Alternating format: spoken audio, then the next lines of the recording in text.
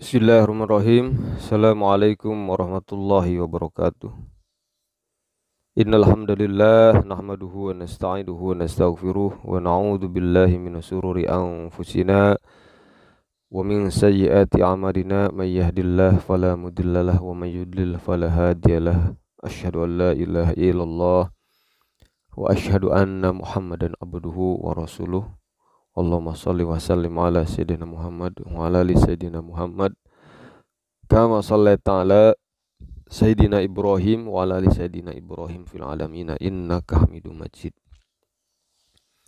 Pertama-tama marilah kita selalu memanjatkan puja-puji syukur kehadirat Allah Subhanahu wa taala. Alhamdulillah pada pagi hari ini, hari Selasa tanggal 30 November 2021, alhamdulillah kita masih diberikan nikmat iman, nikmat Islam, nikmat sehat, nikmat kesempatan ya, nikmat untuk mendengarkan kajian ya tentang salah satu tema yang perlu kita ketahui, yaitu tentang para tabi'in. Mudah-mudahan bisa bermanfaat bagi kita semua. Yang kedua juga selawat serta salam semoga selalu tercurahkan kepada junjungan kita Nabi besar Muhammad SAW,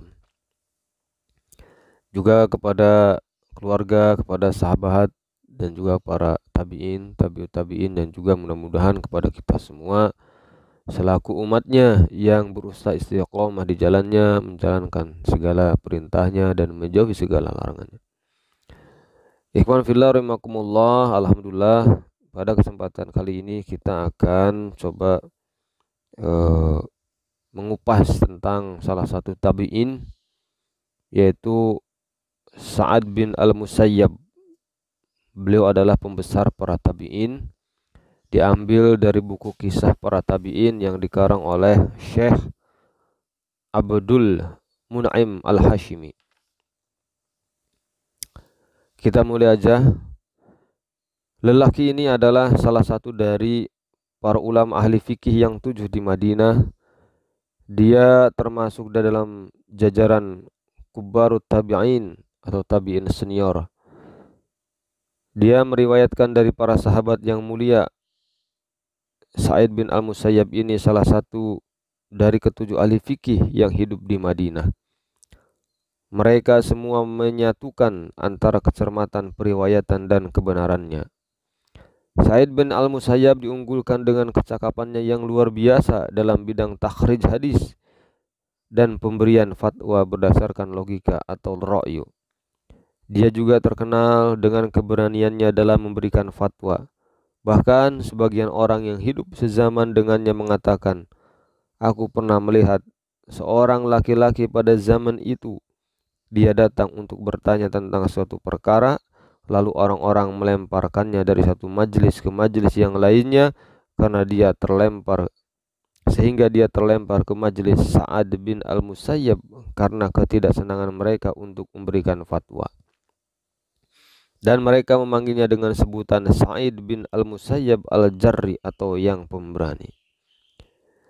Sa'id bin Al-Musayyab adalah salah satu ahli fikih ra'yu yang menjadi unggulan kota Madinah pada zamannya. Murid-muridnya pun telah berhasil menyampaikan ilmu kepada para imam ahli ijtihad dalam Islam seperti Imam Malik bin Anas rahimahumullah. Beliau muncul sebagai salah satu dari para ahli fikih yang 7 pada masa Daulah Bani Umayyah ketika Madinah menjadi negeri yang aman bagi setiap ulama. Setiap orang yang tinggal di dalamnya maka amanlah dirinya, ilmunya, hartanya, dan juga harga dirinya. Oleh karenanya ilmu dan fikih dapat berkembang. Sa'id bin Al-Musayyab pun memiliki peran penting dalam menjaga validitas periwayatan, selamatnya penyampaian, dan kecermatan dalam pemberian fatwa. Dia adalah pemilik ra'yu yang senantiasa mendengarkan, meneliti, dan membolak-balikan berbagai perkara pada semua sisinya. Dia tidak merasa takut dalam kebenaran akan kecaman orang-orang yang suka mencela, karena dia adalah seorang mufti, pemberi fatwa yang pemberani. Keberaniannya itu bukanlah sekedar semangat dan gelora dari seorang ahli ilmu yang tertipu, akan tetapi ia adalah keberanian orang yang bersemangat dalam agamanya. Inilah gambaran umum dan bingkai yang sempurna yang akan kami sertakan dalam rincian dari perjalanan hidup seorang Sa'id bin Al-Musayyab pada lembaran-lembaran berikutnya insya Allah. Kelahiran dan nasabnya. Kakek Sa'id bin Al-Musayyab datang kepada Nabi Muhammad SAW. Pada saat itu namanya adalah Hazn. Lalu Nabi SAW bertanya kepadanya, "Siapakah namamu?" Laki itu menjawab, "Hazn," kesedihan. Maka Nabi SAW bersabda, "Akan tetapi engkau adalah Sahal atau kemudahan." Lalu laki-laki itu berkata, "Wahai Rasulullah, itu adalah nama yang diberikan oleh kedua orang tuaku, dan aku telah dikenal di antara orang-orang dengan nama itu." Maka Nabi SAW pun diam. Lalu Sa'id bin Al-Musayyab mengomentari hal tersebut dengan mengatakan, "Dan kami pun tetap mengenal Al-Hazunah dalam keluarga, yakni kesulitan dan kesukaran." Demikianlah menurut riwayat ini yang dimaksud oleh Sa'id sendiri mengenai kakeknya, bahwasanya kakeknya Sa'id bin Al-Musayyab hidup sezaman dengan Rasulullah. Jadi siapakah Sa'id bin Al-Musayyab itu? Dia adalah Sa'id bin Al-Musayyab bin Hazan bin Abi Wahab bin Amr, sampai nasabnya berakhir pada Bani Mahzum yang merupakan bagian dari kaum Quraisy. Jadi Sa'id adalah orang Quraisy Bani Mahzum. Sa'id dilahirkan pada masa kekhalifahan Umar bin Khattab radhiyallahu an. Dikatakan juga bahwa dia dilahirkan setelah 4 tahun Umar menjabat sebagai khalifah. Dalam riwayat lainnya disebutkan dia dilahirkan 2 tahun sebelum wafatnya Umar. Sa'id bin Al-Musayyab pun pernah berkata mengenai hal tersebut, "Aku dilahirkan 2 tahun setelah Umar menjabat sebagai khalifah, sedangkan masa kekhalifahannya adalah 10 tahun 4 bulan. Ilmu dan fikihnya telah disampaikan di dalam berbagai kitab sirah bahwa Sa'id bin Al-Musayyab pernah meriwayatkan dari Umar.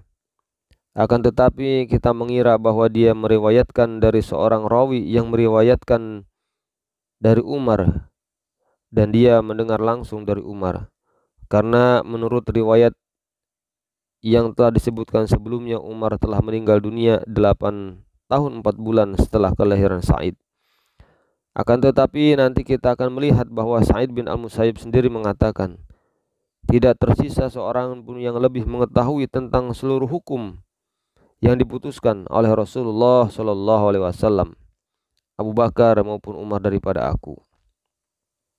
Bahkan dia pernah mengatakan, dan tidak ada seorang pun yang lebih mengetahui seluruh hukum yang diputuskan oleh Umar daripada aku. Sa'id bin Al-Musayyab dianggap orang yang paling pandai di antara para ulama Madinah pada zamannya. Dia mengambil ilmunya itu dari para sahabat Rasulullah SAW yang senior dari kalangan muhajirin maupun ansar. Mengenai hal tersebut dia mengatakan, "Aku mengambil ilmuku ini dari Zaid bin Thabit." Sa'id bin Al-Musayyab juga mengambil ilmunya dari majelis-majelis para sahabat senior. Dia pernah menghadiri majelis Sa'ad bin Abi Waqqas, Ibnu Abbas, dan Abdullah bin Umar. Dia juga mendatangi rumah istri-istri Nabi SAW seperti Aisyah Ummul Mukminin, lalu mempelajari fikih serta ilmu darinya. Sebab dia memandang pertanda baik dari sabda Rasulullah SAW, "Ambillah agama kalian dari Humairah," maksudnya adalah Aisyah, juga Ummu Salamah, istri Nabi SAW. Sa'id bin Al-Musayyab juga meriwayatkan dari Utsman bin Affan, Ali, Suhaib, dan Muhammad bin Maslamah. Dikatakan pula dari Sa'id bin Al-Musayyab bahwa dia adalah orang yang paling banyak meriwayatkan dari Umar radhiyallahu an, karena dialah orang yang paling hafal tentang seluruh hukum dan keputusannya. Dari sekian banyaknya para ulama ahli ra'yu dan ilmu, Sa'id bin Al-Musayyab menjadi ahli fikih Madinah yang pertama, dan dia termasuk yang paling terkenal di antara para ahli fikih yang 7 di Madinah. Bahkan dia telah memberikan fatwa ketika para sahabat Rasulullah SAW masih hidup. Salah seorang yang hidup sezaman dengannya berkata, pemimpin Madinah pada masanya yang memberikan fatwa kepada mereka adalah Sa'id bin Al-Musayyab. Sa'id bin Al-Musayyab rahimahumullah adalah orang yang paling faqih di antara para ahli fikih, paling mengerti tentang asar dan paling faqih dalam pendapatnya. Sehingga orang-orang pun berdatangan ke Madinah lalu mereka bertanya tentang orang yang paling pandai di antara para ulama Madinah dan paling faqih di antara para ahli fikihnya. Maka orang-orang penduduk Madinah pun menunjukkan mereka kepada Sa'id bin Al-Musayyab untuk bertanya dan meminta fatwa kepadanya. Sa'id bin Al-Musayyab pun memiliki kedudukan yang mulia di sisi Umar bin Abdul Aziz karena ilmu dan ketakwaan yang ia miliki, serta sehatnya pendapat dan ijtihad seorang yang berilmu. Sampai-sampai Umar bin Abdul Aziz tidak akan memutuskan suatu hukum sebelum dia bertanya kepada Sa'id bin Al-Musayyab. Umar bin Abdul Aziz juga berkata tentangnya, di Madinah ini tidak ada seorang ulama pun kecuali dia akan datang kepadaku dengan membawa ilmunya. Dan aku telah diberi apa yang dimiliki oleh Sa'id bin Al-Musayyab. Pada suatu hari Umar bin Abdul Aziz mengirimkan seorang utusan kepada Sa'id bin Al-Musayyab untuk bertanya kepadanya mengenai suatu permasalahan fikih. Maka Sa'id pun datang bersama utusan tersebut sehingga dia bertemu muka dengan Umar bin Abdul Aziz. Maka Umar pun berkata seraya tersenyum, utusan itu telah salah wahai Sa'id, sesungguhnya kami mengutusnya untuk bertanya kepadamu di majelismu. Demikianlah Umar bin Abdul Aziz memuliakan orang yang berilmu ini dan senantiasa menyanjung ilmu dan fikihnya. Derajat keilmuan ini bisa dimiliki oleh Sa'id bin Al-Musayyab karena ingatannya yang senantiasa terpelihara dan terjaga, dan yang tampak nyata di atasnya adalah kecerdasan yang jernih. Dia berkata kepada salah seorang sahabatnya, ayahmu pernah datang kepadaku pada masa Khalifah Muawiyah. Lalu dia bertanya kepadaku tentang ini dan itu, maka aku pun berkata kepadanya begini dan begitu. Umran bin Abdullah Al-Khuzai yang hidup sezaman dengannya pun pernah berkata tentangnya, demi Allah, aku tidak pernah melihatnya sama sekali ketika ada sesuatu yang melewati telinganya, kecuali hatinya pun pasti dapat menangkap dan memahaminya. Demikianlah kesaksian orang yang hidup sezaman dengannya mengenai ingatan dan hafalannya. Dan sungguh pada zamannya itu ilmu hanya bergantung pada hafalan. Tidak ada tulisan maupun buku yang dapat dibaca. Satu-satunya sumber ilmu hanyalah majelis-majelis ilmu dan melakukan perjalanan kepada para pemilik ilmu dan fikih, lalu memperoleh periwayatan dan ilmu mereka. Setelah itu tumbuhlah ra'yu, ijtihad dan qiyas. Semuanya itu dikuatkan dengan ijma, kecermatan periwayatan dan kejujuran seorang rawi.